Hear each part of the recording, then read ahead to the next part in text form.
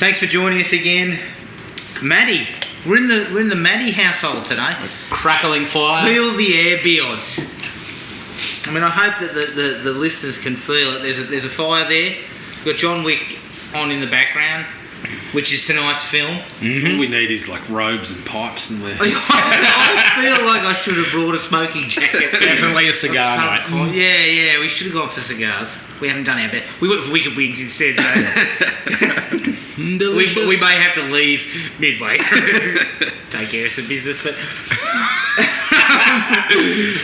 obviously tonight, as I said, John Wick. Before we get into that though, I just got a little small amount of news. Harrison Ford's injured himself, done a shoulder on Indiana Jones 5. Anyone care to comment on this, other than me saying, let's give it up? Oh man, this is not for you any further.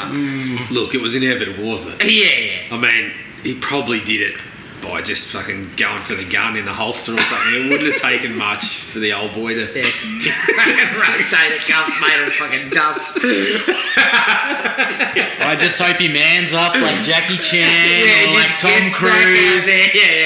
Yeah, get a cast that looks like a shoe, whatever it is. Let's face it, Tom Cruise was sending him a message immediately saying, I ran around on that broken fucking head, you weak bastard. I mean, what I wouldn't give for the behind-the-scenes footage of someone trying to strap Harrison to the side of a fucking plane and hang it off, and just to hear the kind of, the stuff he'd be spewing about it, it would be awesome. But, he would be spewing. But yeah, look, I mean, it's gotten to that point. I think he's got to pull the pin. How far into it are we? Are we only a week in? Can we scrap this whole thing? It's not long, and really, he can't have been doing much because we've seen the photos of stuntmen with Harrison Ford masks on. So, they look pretty good quality. They look like Trick or Treat Studios or something like that. Yeah, some effort's gone into it. What I was saying is, and look, I love Indiana Jones, and look, it's hard to accept that you're going to replace that character with someone of an actor that we've always known in that role, but people get old, and we can't have Harrison Ford as Indiana Jones forever, and we should. And look, Harrison's been vocally strident about the Star Wars films and stuff like that, so he doesn't particularly care for this stuff. No. So I would have thought he'd be like, you want me to do a fifth one? Come on. This is bullshit. Yeah, but again, we also know that Harrison, if the price is right, he'll fucking grumble his way to the set and do what's required. Yeah, maybe. I mean, he's got to... He's a professional. He's got to buy himself another plane after he fucking crashes the current. The price has got to be really rough. Yeah. I mean, look, the last one, he looked like he was struggling to get around. No doubt. I mean, there was a sequence where he was like... What was he doing? He was like hopping on crates or something. Yeah. He's jumping from one to the other. He looked like he could barely do that. And that was, that's over 10 years ago now, isn't it? Yeah. Even Spielberg begged out of this one. Who's been with the franchise the whole time. Even the fourth one, which, he admitted was shit. Right? I think Spielberg's like the Mickey to Rocky come like Rocky 4 or 5. It's just like, I cannot watch you do this anymore. Stop doing this to yourself. Honestly. Yeah, I think it's time to recast. Yeah. This is my take. That's what I thought was the go from the first rumblings of a fifth one. I thought it was the best option to recast, but... Well, I think they should have recast before the fourth one. Someone like Chris Pratt would make for a nice Indiana Jones. Yep. Yeah, I could imagine something like that. Or even skew younger. Yeah. Get a bloke in his 20s or 30s that you can if you're intending to do more, that you can have in the role for the next 20 to 30 years possibly, if that's what you want to do with it. Because now that it's in Disney's hands, they're going to try to squeeze it. So sure. Yeah. I understand that. Yeah, well look, we'll put it this way, I'm not exactly jumping out of my skin for a fifth one. Neither's Harrison, but yeah, we're not exactly surprised by that news. Harrison's skin doesn't fit properly at this stage of the game. Harrison attempted to jump out of his skin. He couldn't get off the ground, but his skin fell off anyway. So, yeah, I don't think he's doing his own stunts, but I'll say that much. I can't see this being acceptable to me to see a 70-year-old man punching on, because that's what's going to be. And we said this about... Well, you were okay with it with, Charles Bronson by a Death Wish 4 or 5. A bit of Gran Torino. But the thing about that was, Gran Torino's different because Gran Torino was more of a drama. He was supposed to be an old... Yeah, he wasn't an action man. But... Good old Charlie Bronson, it was too funny for fucking... It was the Canon Pictures days, it was great. Yeah. The one that we were talking about was Rambo, Last Blood. Yes. You've got a 67-year-old man, you can't have him punching on with blokes our age even. And we're reasonably old. Sylvester looked like he was kind of mutated or something by Last Blood. Harrison's probably in better nick than that, but not by much. So, yeah, look, I feel for the bloke, but you should know better. No, I don't feel for him. Let's face it, he's not coming up in the conversation of best body between Arnie and Sylvester and Harrison Ford. He's not in that conversation. That conversation, he's way out of that. I mean, look, if Arnie can get fucking karate kicked in the back at 65 and shake it off, he must be still going right. He must be still going right. I mean, even Hulk Hogan's getting back in the conversation. You see his tweet the other day with his bloody biceps. No? He's back in the gym. Is he? He's back on the roids. Back on the roids. Back on the roids / in the gym. 21-inch pythons, pumping as opposed to Greg Norman's 21-inch python. Yeah. So yeah, I haven't got high hopes for Indiana Jones 5. I'm going to put it that way. All right, we'll take a break. Here's the trailer for 2014's John Wick. That dog was a gift from my dying wife. It's not what you did, it's who you did it to. I'm not afraid of John Wick. You should be. October 24th, I once saw him kill 3 men with a pencil. I kind of enjoyed the Jonathan.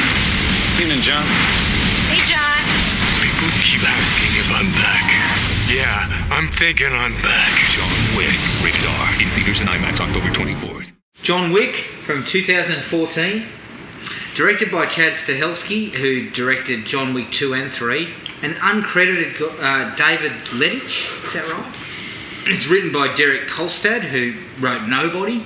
It's produced by Basil Iwanek, who produced The Town, David Lettich, who produced John Wick 2 and 3, and Eva Longoria. That's a surprise one. Yeah. Stars Keanu Reeves as John Wick, Michael Nyquist as Viggo Tarasov, Alfie Allen as Isaac Tarasov, and Willem Dafoe as Marcus. The budget was $20 million, and the box office was $86 million worldwide. Well done, Keanu. Just the trivia I have says the character of John Wick is a playable character in the video game Payday 2. It was added to the game 2 days before the movie's wide release. I was unaware of this. No. There's actually a John Wick game too now on the PS4. Is and it? I believe he's also in Fortnite too. Oh, really? All right, interesting. Get the kids involved. Yeah, everyone's in Fortnite now. Okay. Matty. Listen, it's a beautiful movie. It's shot well. Action is seamless. It is basic as, but man, it's done well. He's so likable. For me, I'm tossing up between 4.5 and 5. Ooh. I'm happy with 4.5 though. I'm gonna leave it there just because it's so basic. I could watch this 100 times and enjoy it every time. I give it 4.5 as well.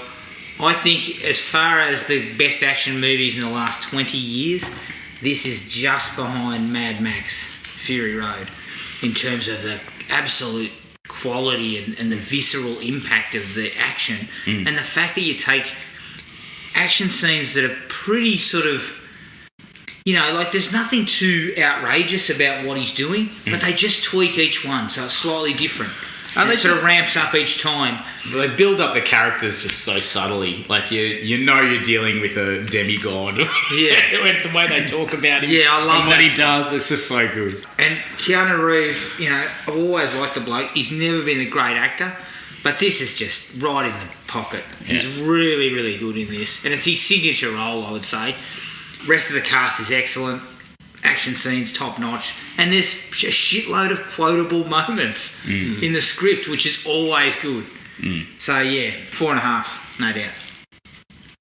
Jared? Yeah, I'll make it an even 3 there on 4.5. Like it's It is very straightforward. You know, the revenge tale, we've seen that numerous times, but as you said, it's done so well. The way they set him on that path is excellent. And all the way through, the revenge stuff is sort of peppered with this world of the assassins that they only give you really a little bit of. You only really get the Continental and a couple of scenes in there, but it's super interesting and kind of resulted in holding that interest in the second and third movies. I think that was the strength.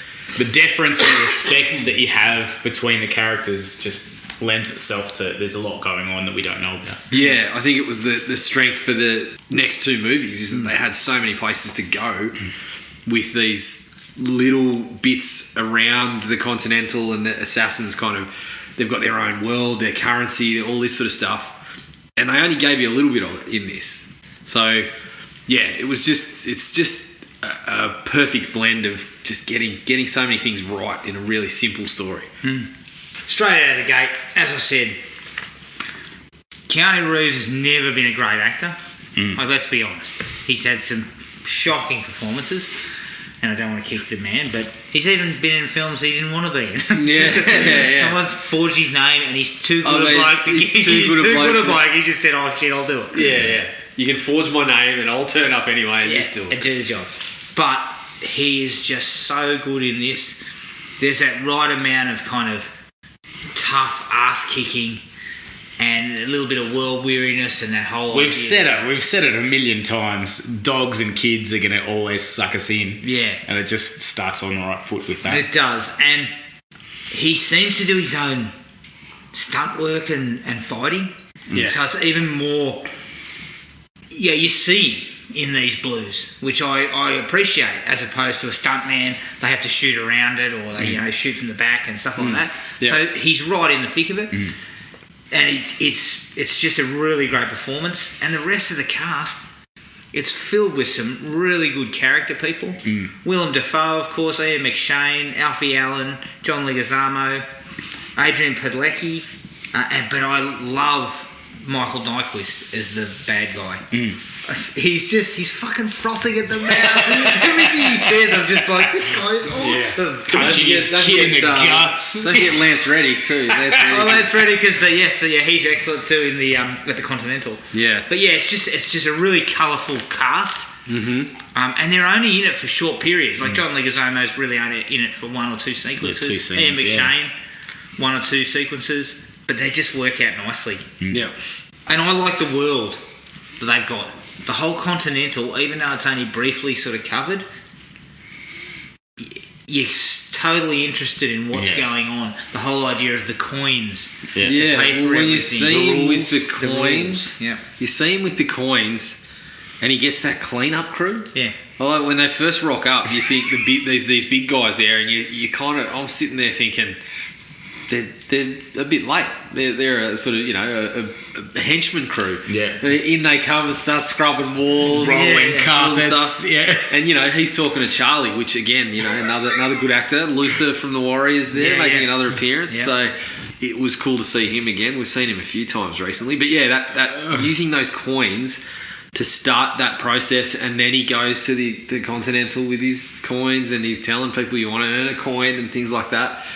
Just awesome. It was just such a cool little world to build, and they were kind of mysterious about it, which, as I said, it worked for the sequels because they had these places to flesh out. Yeah. And even getting to that, before that, where we've got John Wick coming out of retirement, it's sort of like an event's happened, an event's followed that, and it's like we've got the sledgehammer out. Yeah. And now it's time to enter into that world. Now everything's going to be unleashed.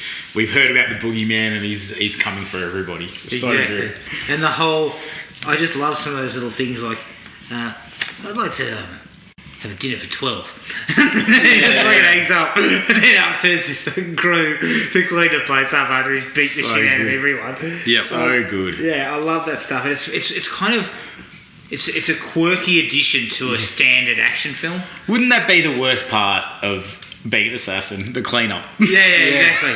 But it's give or take killing people. Give or take taking lives. That's the thing, right? Like it's Yeah, but that's all right. it adds this layer to it and it's kind of comic booky. Like it adds this kind of little mythology behind these guys, and it's you know, as you said, you think, okay, the cleanup crew, they've got that looked after, but then you think, okay, well, he's got a place to stay, he's got someone supplying the weapons, he's got, you know, all the info and whatever, and obviously that gets fleshed out again when you get into the second movie and you've got the phone taps putting contracts out and all that sort of stuff. Like, it's just an awesome way to start it. Yeah.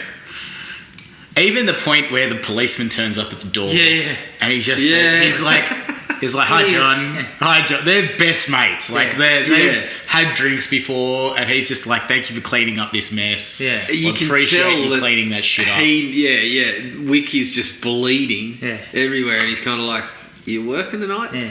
They're just cleaning up some shit. Yeah, just clean up, and then he's like, see you, John. Like, he's in on the blind eye. The blind eye that gets turned just has an edge of respect, and just gives him a lot of I guess credence straight away. You just know straight away that he's not doing anything as bad guy. Yeah. He's just following the orders, and in this case, he's coming out of retirement to clean up business. It's so exactly. good. I love it. And like Mad Max Fury Road, every action scene is slightly different and slightly upped, and there's something different about it, whether it's hand to hand in the fucking hotel or it's a shootout involving him circling people in cars. He's in like various levels of health in each fight as well. Like, is he half drugged? Has he been stabbed? There's so many different things so they going kind on. of take those general action scenes and just pepper them with, they're shot really clean and the stunt work and everything's great, and it's at full speed. They're not done at fucking slow motion. There's not one bit of slow motion other than him walking in a couple of times. You know, they've got that kind of cool factor where he's in slow motion then. Yeah. But when it's fighting time, it's all at full speed. Going full pace. Yeah. And that's great. He cops some treatment. You know, you got the fight where he comes back to, you know, Daniel Bernhardt. Yeah. He when he gets the plastic bag over the head and he kind of fights his way back through that, they get to really get stuck into each other, which is good, because it's like, you know, we've spoken about this before. The Seagals of the world feel like it makes them awesome if they can't be touched. They're invincible. They don't get a hand laid on them. But when you watch a movie like this, it's like, no, it's quite the opposite, because this guy just gets belted but keeps on going. And it worked again. You know, we spoke about some of the similar people being involved in Nobody. That was even on another level in Nobody, and it worked really well there too. Like, it's, no, you can sort of get thrown into the fire but keep on coming. And I think, and that's the idea about this sort of character is, he's tough as nails, so he'll take your hiding, but he'll keep coming. So you have to kill him. Yeah. And the way they've sort of set up that mythology of him, you know, he is something out of this world. And it can't be reasoned with either. Can we have a conversation about this? He says no, and then that's the end of the conversation. Yeah, exactly. He's just a force to be reckoned with. Yeah, and I really appreciate the fact that they take that time for the first 20 minutes to half an hour to create this kind of like mythology about him. And everyone's going, oh shit, John Wick's fucking back. And it's before, like, by the time he actually sort of throws down, you are already thinking, oh, this is going to be fucking awesome, and it lives up. Yeah. Like, it doesn't let you down by saying, oh, you know, Wick looks a bit, you know, a bit slow, a bit old or whatever. He loads up. He does the job. And one thing that I found interesting, that, you know, it's a small thing but I liked, is he reloads regularly. And I'm like, that's not normal in these movies. You know, these guys just shoot until there's, you know, they've fired 50 shots out of a 20 fucking pellet handgun. But they actually use it to add to the action scenes too. Like, he's doing it while someone else is still, you know. Yeah, there's that one where he pulls the trigger and it's empty, and he has to reload and then think on the fly. Yeah, absolutely. There's a couple of really good sequences where that's involved. I actually liked the opening. I was initially, when rewatching it, I was thinking I didn't particularly like the opening bit where we kind of get a quick sense of his relationship. But watching it again, it kind of works. We skip through that. We get enough to know what went on. Yeah, it's really quick. But we're into the action then. It's like a sped up version of the sequence from Up where Yeah. they took the old couple. Yeah. It's like it's just, you get what you need. She died, she was sick. Yeah. They were together. He loved her. That's all. That's all you need. Yeah, and then It humanises the assassin straight away, right? Yeah, and extending that to the dog. Yeah. Pure Great genius. idea. Pure genius. Because let's face it, you want some fucking revenge. Yeah. When they kill that dog, I need some asses kicked. Yes. Listen, and they make him the most patient man alive. The dog shits on his lawn and he doesn't say a word. Yeah. He congratulates the dog and then just moves on. Yeah, at that age though, that's what I'd be doing too. Like, as long as you do it out there. And then what I do is I pretend it's not there for the next 3 to 4 days until I can't walk on my lawn. Step in it later and go on. Yeah. But I just like that idea. But it's like the relationship with him and the dog is really sweet too. Yeah. That all they do is that He pats it. they show the dog jumping on him when he's in the bed. He gives it cereal instead of food because he doesn't have any. Really quickly, really sweet relationship. And then what the blokes do to it, even though you don't see it, is fucking horrific. Yeah. So then you see him kind of laying with the body of the dog, and you are just like, get those motherfuckers. Yeah. Time to track. And they've made those bad guys bad instantly. The son is like instantly a dickhead because he's smoking in the petrol station. Yeah. He's just like, But this guy can eat a dick. I've got he can eat a bag. He can eat a fucking bag. But I've got a sort of a dislike. One of my only dislikes to this particular thing, but I kind of had a dislike and a like to it. I like the fact that the way that they ask him about the car, he tells them it's not for sale, and because that kid is a rich fucking entitled turd, Throughout the his whole way thing. of getting things is violence. You know, I take what I want, and I want that car, and so I'll get it. He's with petulant, violence. isn't he? Yeah. So I like that idea because that's kind of what That you was one of my expect from this guy. favourite parts as well, is that he doesn't understand the risk that he's in. His dad understands it. He's like, you're a fucking dickhead. What did you do? And then he's just like, get me champagne. Yeah. And then people start talking back to him because they're like, you are such a dickhead with what you've done. Yeah. And then it just turns into a demolition of every single person. Yeah. We're in the shit because of you. Yeah, and you can sort of see him. He goes from being this supremely overconfident, because he hasn't really got anything to offer. He's just like this supremely overconfident to, you're not getting your champagne, and then he just yells at the next person, you've got to get me some champagne. It's like, he's such a dickhead. And so I like the idea that they took his car because that's kind of the sort of people we're talking about. Entitled, I take what I want, and because I'm a Russian gangster, I do it with violence. That's right. I have a dislike to it though. The car also is neat because it allows them to go to Aurelio. Yeah, which kicks things off. And he, without us knowing anything, he's just like, do you know whose whose car that is? He just punches the bloke. Yeah, he just sort Get of the fuck punches out of him, my shop. Get out of my shop. And you see, okay, he's just done that to what we've already sort of established is a guy that's supposedly not to be trifled with. Yeah. So then you're automatically thinking, okay, so Wick is not to be trifled with either, and it just builds this mystique from there. And it's fucking awesome the way that it builds it up. Don't you have a little bit of sympathy there for Vigo's son? Because he's been out of the game for 5 years. Vigo's son wouldn't have had pubes at that point. Yeah, I know. He messed with the wrong bloke and just didn't know what he was doing. Yeah, and that also builds up to one of my favourite sequences of the movie is when Aurelio gets on the phone from Vigo. And I think it's the first time we see Vigo. Yeah. And he's kind of there, telling him... What did he do? You struck my son. Yeah. And then he kind of says...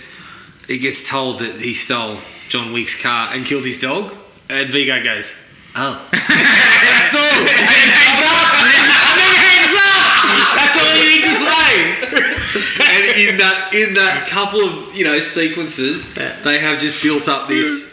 Oh, okay. And the next scene he's just punching his kid in the guts. And I love that sequence.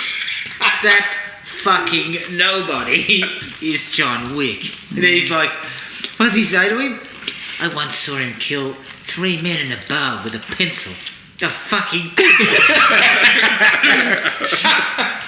So good. It's so visceral too. You can picture it instantly. Yeah, it's really, really well done because we haven't even got to him kicking the shit out of anyone. No.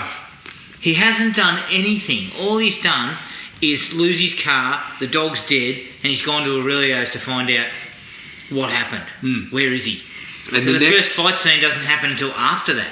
But the next sort of that 15 minutes where you've got him kind of giving the backstory, and as I said, you can see that this crime lord that everyone fears, whenever he talks about John Wick, he's fucking shitting bricks. As you said, it's a good performance by him because he's alternating between doing that hard man stuff with his son and then sitting in a chair on the phone, obviously like, oh, we're in some shit here. What does he say? Get everybody you can. Holy shit. And don't we just get so much information for I set him an impossible task? Yeah, that's right. He instantly got like he can do things that we above buried human. that day. Yeah, there's things the above the foundations human. that this has been built on. I'm like, fuck, this guy's trouble.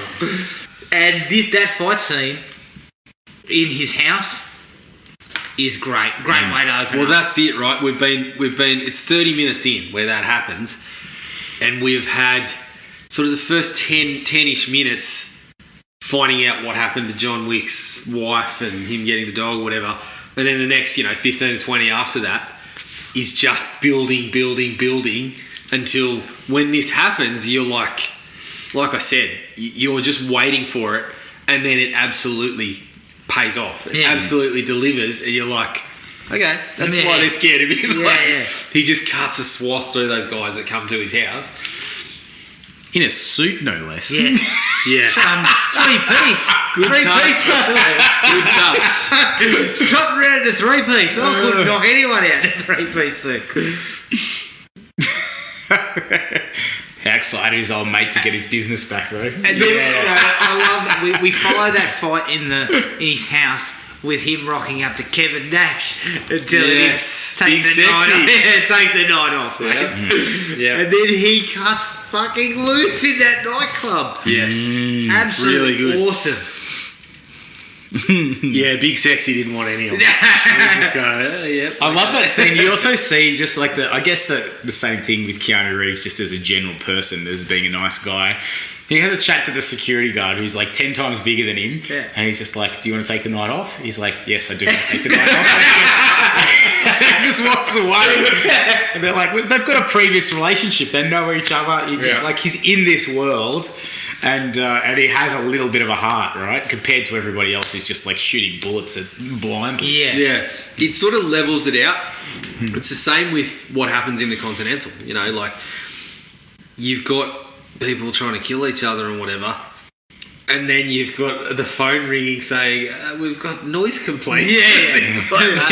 It's just I'm dealing with something up here. Yeah, it's kind of like this whole, as you said, there's the rules, there's this kind of civility between them, but then when that gets dropped, it is just on. It's so cool. That fight in the club, the final scene where there's a dude that's actually putting some damage on him, that just looks like breakdance fighting. It's so it's just so it's like it's next level in terms of the choreography.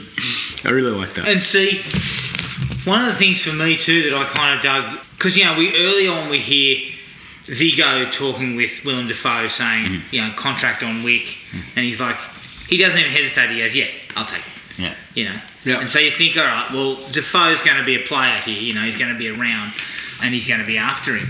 But that sequence in the Continental when he fights with Perkins, and basically Defoe puts the bullet in the pillow to let him know she's there. She's coming, It's a really nice sort of addition to it, and it kind of pays off a little bit later. It's only small again, but that fight between him and her is also fucking good. It's close quarters, mate. Really sort of laying the slipper in. I like the way he covers the head, then you just fucking whack and just belts at one. And you know what? She fucking...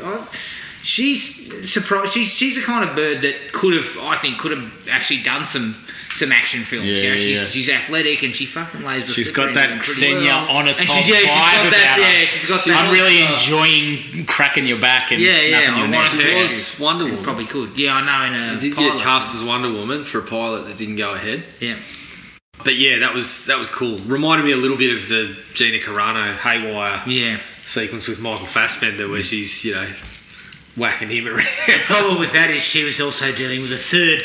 Yeah. 2 hands. Yeah. He'd kick it with one foot, and the kick it with the other one, and then a third thing would just kind of whack up hit her as well. Yeah. But no, it's that was a really cool sequence. Yeah. And then it also led to a little bit of Clark Peters, who Yes. another Wire alumni to, Yes, I like show that up in too. this. And he's Short but sweet. brief, but he's another good it's actor. yeah. That's- I just liked it because the Defoe stuff I kind of dug because even though John Wick seems like we've really seen him with nobody. Yeah. He's got no friends. He's got nothing. But there's a kind of a minor friendship between him and He's Defoe. detached from this world, right? It's short, but it works, and it kind of makes you actually care for Defoe when he gets killed. I also love that line where he just puts down all his stuff and goes, "Let's get this underway, whatever the fuck this is." I like that he gets it. Isn't it nice that he gets a little bit of his own back? He's like, I know you guys are going to kill me, but I'm just going to, my last hurrah, I'm giving it a crack. Yeah, I loved it. But yeah, I like that. I like the idea that he's kind of got a friend, even though it's very fleeting. Yeah. I still don't know why they didn't have a conversation, mate. What's going on? Look, how much is on your head? I know it's not going to make a difference because you're going to be all right. There's a minion on your head. How about I just follow you around? You take out this bloke, then we make out like we killed you, and we collect the minion. This is one of my favourite sequences. Is him where he's in. When they actually capture him, and he delivers that speech where he's like, my dead wife, the dog was all I had, and your son took it from me, killed it from me, and then he starts fucking going. Yeah. Like, people keep asking me if I'm back, and I haven't had a good answer, but I'm thinking I'm back, and then he says, so you can hand over your fucking son, or he can die screaming beside him. Isn't it such a request? I want to kill your son. Just give me your son, and then this will be over. And it wouldn't have been a much quicker option to just say, here you go. But and it's funny like that. Really, that's the only time he shows emotion in the whole movie, which is, I think, is why it works so well. But then, as you said, Viggo's kind of, for the one time in the movie around Wick, he's kind of puffing his chest and he's carrying on like an arsehole. And then, eventually, Wick gets out of it and then he does hand over his son. He's just like, hey, he gives the address. Right. There's only one way this is going to end. And I love that comment of, you had your wife, I had my son. I think you got the better end of that deal.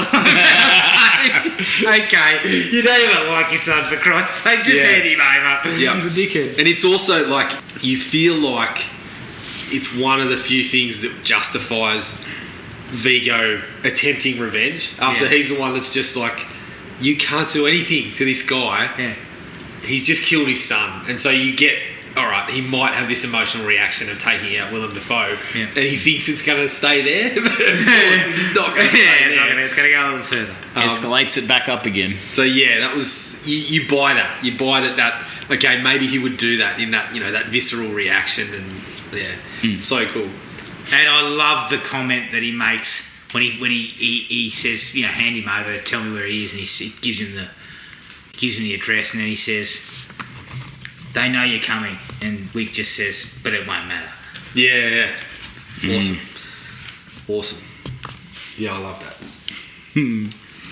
I also love the way the Continental revokes memberships. Hopefully the fucking Labour Club doesn't do something like that. After you been an arsehole and had one too many scooters and started, yelling at the and told the DJ to play Cold Chisel, you cunt. Give us K-Son. The Labour Club has revoked your membership. I really like that. And that, again, it's only very fleeting, but again, it sort of creates that idea that you broke the rules in the Continental, and this is how we deal with it. Mate, the Labour Club's only charging $5 for steak on a Tuesday. I don't think they can afford to revoke it. They're not in the assassin's business, putting you out of your misery. Yeah, they're only going to kill you with a tough steak. No Hellenic Club. No Hellenic. Yeah, good stuff. And for me, the final like for me is the final shootout is just, it's expertly done. Sorry, before that, when he actually tracks down the son, it's real quick sequence, but it's really well done. And just the way, no talk, he just fucking walks over and he starts with, it was just a fucking bang. He just shoots him. Yeah. And that's the end of it. I kind of love the way it's just kind of, I shot him. And they bring it back as well. Yeah, I appreciate that you gave him a quick death. That's the conversation. It's just like... And I really like that because that could have been another one of those ones where they drag it out longer. Alfie Allen and him sort of fight it out. Yeah. But they just don't. They just But go. you knew, that was what was so good about it. You knew when he got to him, it was never going to be a battle. It was just going to be you're fucked now. Yeah. I've worked my way through everyone you had. Now it's just you and me.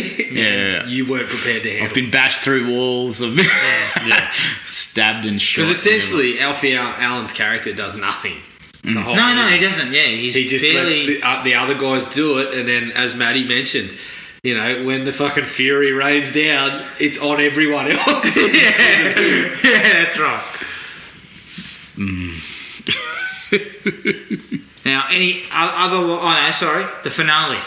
Mm-hmm. The final sort of shootout involving the cars and stuff, where he's kind of circling people and gunning them down. Call back from the beginning. Nyquist kind of smashes into him, and he has to jump out of the... that's all great stuff, and then you have them two sort of taking each other on. Yeah. Also, breaking his arm. Fuck. Yeah. I'll take a stab so I can break his arm. When they do, like, and you just They see... show it? They chuck a rubber arm in there or something. Like, best of the best did it. It looked like a fucking dildo. Gene Orban size dildo. Yeah, looked like someone tied a fucking knot in a dildo.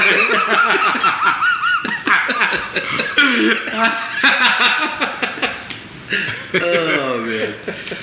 Yeah, it's I definitely dislike that too when they They don't have to show that shit. I just you see people getting shot for the whole movie and you barely flinch, and then as soon as they break an arm, oh Jesus, don't do that again. And I do like the fact that he gets a dog. He gets a new at one. the end. Yeah. The fact that he's given himself staples is hardcore as well. Yeah. He's like, I stabbed myself essentially. I'm going to sort this out at a vet. Yeah. And while I'm here, might as well get a new dog. Yeah, Like he's like Step about into to the pass step. out. Isn't it a beautiful dog? Yeah, beautiful dog. And it's more becoming of an assassin. Yes, bigger, powerful. Yeah, that's all right. It's got some jaws. Yeah, can do some damage. All right, any other likes, people? Oh man, it's just such a good nice. It's a nice, So much there, but Yeah. nice cars. yeah, Nice looking people. yeah, Yeah, well done. very good. Well shot. Dislikes. There can't be much here if we're Yeah, just I've got out a 4.5. few. I've got a couple. But for me, the only thing for me was it's very coincidental. That, like, I mean, you've got to hang, the whole thing starts on Alfie Allen decides to steal a car of a bloke who just happens to be the most fucking dangerous man in history. Yeah. He knows nothing about him. They seem to be out in, like, the sticks. You say somewhere. coincidental, but I feel like it's karma because I feel like this guy's just going to be a dickhead to every single person that he meets, and the comeuppance is what makes it great. Yeah. Yeah. Yeah, I agree. It is a coincidence. You've but got to swallow I it, wasn't. obviously, to kick things off. Yeah, I was happy enough to You let it overlook go. Fuck. Yeah, it was definitely. It's obviously the catalyst to how the whole thing starts. You have to sort of let it go. So, the occasional CGI from the bullets, the CGI blood. I think it was in the bathhouse where it was most noticeable a couple of times. Yeah, even when he hits the it's just- ground after he falls off the balcony. That's It's just part and parcel these days, I guess, and it's not too bad. Like, a lot of it is shot in that kind of, what do they call it? The bi-lighting, the blue and pink sort of lighting. or shadowy sort of stuff, so you don't really notice it. But the couple of times I did, it just, I don't know, I don't like it so much. But anyway, No. Defoe's character. Now, my dislike to this is that for a movie that really handles other relationships really well with minimal information, Yeah. this was the one where I felt like it was underdone. Yeah. Because I'm like, they've clearly got a close relationship that Wick seems to have with pretty much nobody else. Yeah. But we don't get anything about it other than they're both assassins. And they both he have a helps link him to... out, basically. Yeah. So I thought You got to maybe make the links with it's just the code of the business, all right? Yeah. That's as far as it goes. And I that's thought- why the shit assassin gets killed in an unhonourable way or dishonourable way. And Yeah, and so there's a part of me that likes the mystery, but I just felt like after, Defoe getting killed in retaliation for Wick taking revenge for that, I kind of just felt like... I think maybe the problem is if you hadn't have killed Defoe, we could have looked into it for the sequel, maybe. We could have been more... Well, even more, even if they kill him, I'm okay with him dying, but I just wanted... It's probably the only time in the movie I just wanted a bit more to know why that was one so shot in the montage. Yeah, Make him a best man. I mean, you can fill in the gaps. It felt like perhaps he was a mentor of some sort, Yeah. just going by the age or whatever. But yeah, it would have been just a little bit. a little bit of extra flesh there. Yeah. Perhaps. I mentioned this to Matty before, but what was Lance Reddick's accent? Where did it come from? I mentioned to Matty that perhaps it was Zamunda because it sounded a bit like. Yeah. It's difficult to place. Yeah, it was quite funny. I felt like, obviously we were going for an African accent in some way, but it just felt like a little bit comical at times. Yeah. Another minor one, they didn't kill Wick a couple of times. Yeah. I mean, The bag over the head. If the son is such an asshole that he's going to go to this bloke's house and belt the shit out of him, You kill him. well, I'm feeling like he's probably the bloke that does that. Yeah. Because he's a dumb tie up the prick, end. he's just Yeah. There's another part of me that thinks, well, perhaps he just does it, leave someone alive to instill the fear. Oh, yeah, it was me that did that, and everyone's going to know it was me that did that. But the one that got me was when they had him and they brought him with the bag over the head, just to kind of tell him how it was going to go. He kind of gets saved, obviously, by Willem Dafoe. Yeah. But they had ample opportunities to blow his head off. Yeah, and it's And the out out of that they choose to kill him, if he's that much of a risk, don't have a long exposition. Just fucking put a bullet in him. That's right, and it's out of character for Viggo because he was fucking shit scared for the whole movie of Wick. You'd be thinking he's just sitting there going, just cocky finish at that it, point, just right? fucking finish it. Yeah. But yeah, the scene after that was quite funny. The scene kind of, as I said, it was the only time in the movie that he was a little bit cocky and puffing out the chest. I was expecting him to do a little bit of a Sugar Ray shuffle and sort of, tell him all about it. But yeah, it was. I just kind of felt if he was that dangerous, you take him out. You would have taken him out. You wouldn't have given him the opportunity to black out and then wake up and cop a bit of stick from you. Yeah. The last one was not really a dislike, but I was just thinking Continental seems in a prime location. Looks like a lovely little spot. What happens if I roll in there one night and just go, I desire a room? Do they just kind of... You're standing there with the credit card and they're saying sorry. I suggest there's probably some security.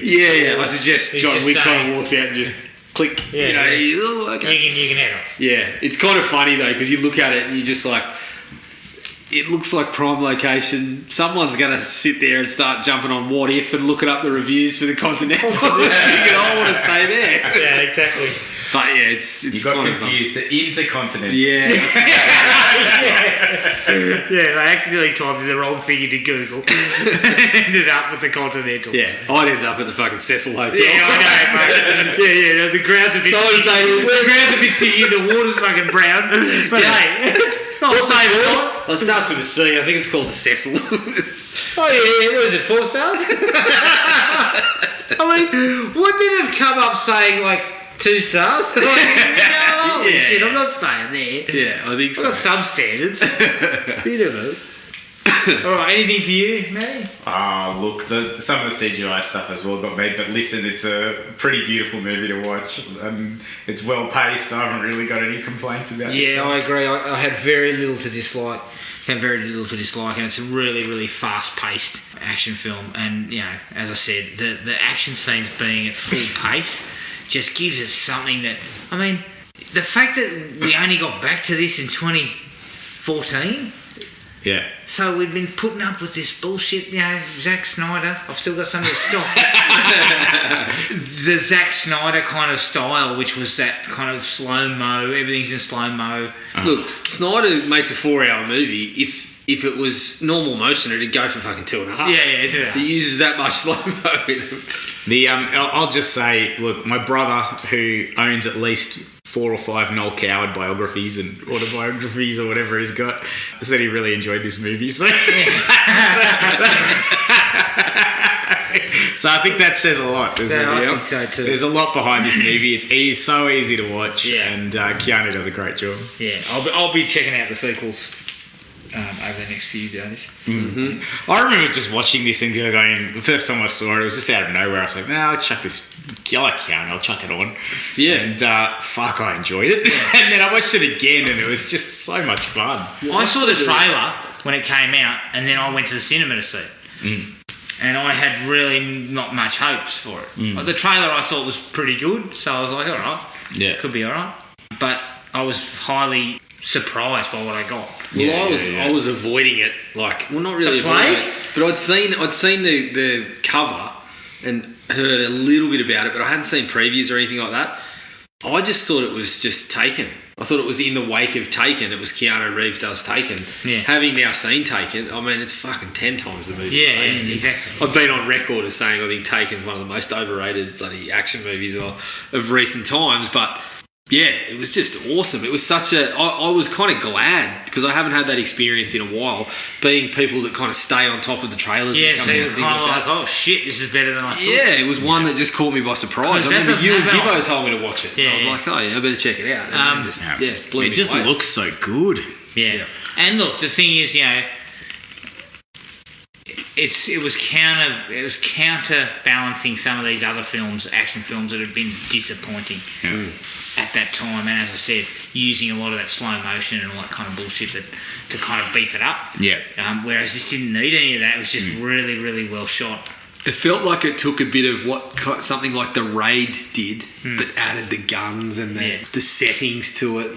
And it helped that Stahelski's a stuntman. Is that correct? So Wasn't he was actually the stand-in for Brandon Lee on the Crow.